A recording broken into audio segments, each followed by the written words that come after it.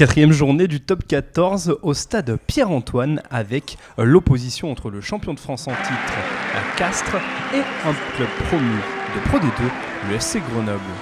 Sur le papier, le duel paraît déséquilibré entre l'équipe de Christophe Furios en forme sur ce début de saison et l'équipe managée par Stéphane Glas qui n'a connu que 3 revers jusqu'à présent.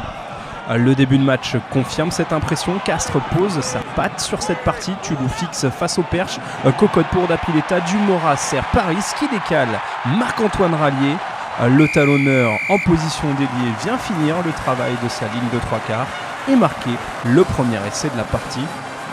Celui-ci est transformé par Benjamin Urdapileta et le CO mène ainsi 7-0 après 8 minutes.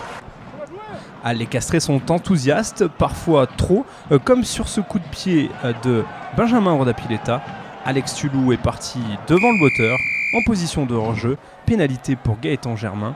De longue distance, l'arrière grenoblois en profite pour ramener son équipe à une longueur des Castrés.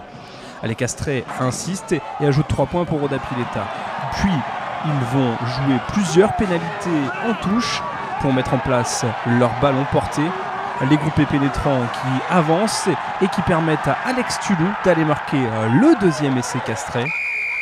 Derrière ce maul, le numéro 8 du CO vient aplatir derrière la ligne d'en but. Les Castrés poursuivent dans cet exercice. Nouvelle pénalité, nouvelle touche. Marc-Antoine Rallier trouve Christophe Sanson en sauteur.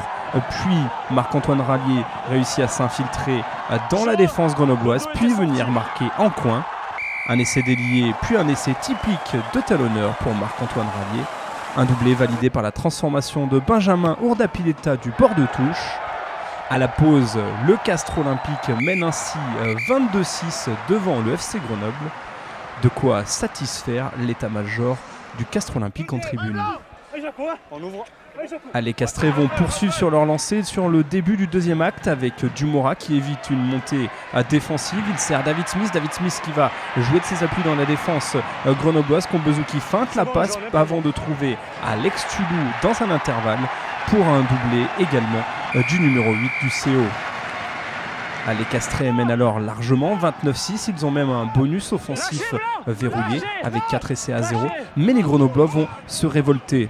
Alios vient marquer en puissance un premier essai pour les Isérois, 29-13 puisqu'il est transformé par Adrien Lator. En toute fin de match, les Grenoblois tentent de marquer un deuxième essai, mais ils n'y parviennent pas face à la redoutable défense du Castres Olympique. Le CO s'impose ainsi 29-13 et glane un point de bonus offensif devant Grenoble.